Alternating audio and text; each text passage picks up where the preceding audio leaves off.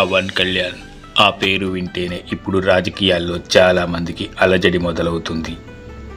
అసలు పవన్ కళ్యాణ్కి ఎందుకంత చరిష్మా? మెగాస్టార్ చిరంజీవి లాగా సుదీర్ఘ సినీ ప్రస్థానం లేదు. అయినా అన్న మెగాస్టార్ చిరంజీవి కూడా లేనంత ఇమేజ్ని ఎలా సొంతం చేసుకోగలిగాడు? పవన్ కళ్యాణ్ కన్నా ఎక్కువ సినిమాలు చేసిన నటులు, ఎక్కువ హిట్లు కొట్టిన హీరోలు కూడా ఉన్నారు. ఆయన తర్వాత సినిమాల్లోకి వచ్చిన హీరోలు కూడా ఆయన కన్నా ఎక్కువ సినిమాల్లో నటించి ఎక్కువ హిట్లను అందుకున్నారు. అయినా వారెవరికీ లేని క్రేజ్ కేవలం పవన్ కళ్యాణ్కే ఎందుకు? ఒక సినిమా నటుడిగా పవన్ కళ్యాణ్ కన్నా ముందే చాలామంది రాజకీయాల్లోకి వచ్చారు. తెలుగు రాష్ట్రాల్లో చిరంజీవి, తమిళనాడులో రజనీకాంత్ రాజకీయ రంగ ప్రవేశం చేశారు. కానీ రాజకీయం అంటే సాధారణ విషయం కాదు, అదొక రణరంగం. అందున పద్మవ్యూహం అని గ్రహించి వారు మధ్యలోనే విరమించుకున్నారు. యావత్ భారతదేశంలోనే సినిమా హీరో రాజకీయాల్లో ప్రవేశించి అద్భుతమైన విజయాన్ని అందుకున్న వాళ్ళు తమిళనాట ఎంజీఆర్, తెలుగునాట ఎన్టీఆర్. వీరు పార్టీని స్థాపించి అనతి కాలంలోనే ముఖ్యమంత్రులుగా ఎదిగారు.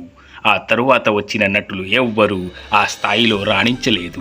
ప్రకాష్ రాజ్, కమల్ హాసన్ లాంటి నటులు కూడా రాజకీయాల్లో ప్రవేశించారు, కానీ పెద్దగా ప్రభావం చూపలేకపోయారు. వారు కేవలం రాజకీయంగా ట్వీట్లకు మాత్రమే పరిమితమయ్యారు. పవన్ కళ్యాణ్ మాత్రం వీరందరికీ భిన్నం. పవన్ కళ్యాణ్ రాజకీయ ప్రస్థానం కేక్ వాక్ మాత్రం కాదు. ఆనాడు యుద్ధరంగంలో అభిమన్యుడిలా ఎన్నో కుట్రలు, కుతంత్రాలకు లోనై తాను పోటీ చేసిన 2 చోట్ల ఓటమి పాలైనా ఏమాత్రం నిరాశ చెందకుండా ముందుకు సాగిన తీరు అద్భుతం. సినిమా రంగంలో మాదిరిగానే రాజకీయాల్లో కూడా ఫ్లాపులతోనే పవర్ స్టార్ అయ్యాడు. అటు కేంద్రంలో బీజేపీని, ఇటు రాష్ట్రంలో టీడీపీని పవర్లోకి తీసుకొచ్చాడు. పోటీ చేసిన అన్ని స్థానాల్లో 100% విజయాన్ని సాధించి దేశంలోనే రికార్డును నెలకొల్పాడు. ఇంతకీ పవన్ కళ్యాణ్కి ఎందుకు అంత క్రేజ్? అస్సలు కలిసిరాని కాలం నుంచి తాను రాజకీయంగా ఏం చేసినా ఒక సెన్సేషన్గా మారటానికి కారణం ఏంటి? దీని గురించి కొందరు ఒక్కోలా మాట్లాడుకుంటున్నారు, ఇంకొందరు ఇంకోలా మాట్లాడుకుంటున్నారు. కానీ ఎక్కువ మంది అభిప్రాయం మాత్రం తాను నమ్మిన దైవం పవన్కి తోడుగా ఉండి నడిపిస్తుంది అని. ఎప్పుడైతే తాను వారాహి అమ్మవారిని పూజించటం ప్రారంభించాడో అప్పటి నుండి తన దశ తిరిగిందని అంటారు పండితులు. ముఖ్యంగా వారాహి యాత్ర తర్వాతే జనసేన పోటీ చేసిన అన్ని స్థానాల్లో విజయాన్ని సాధించి రికార్డు సృష్టించాడు. ఇక్కడ స్పష్టంగా గమనించాల్సిన విషయం ఏంటంటే, తనని వ్యక్తిగతంగా విమర్శించిన రాజకీయ ప్రత్యర్థులు ఎవ్వరూ కూడా విజయాన్ని సాధించలేకపోయారు.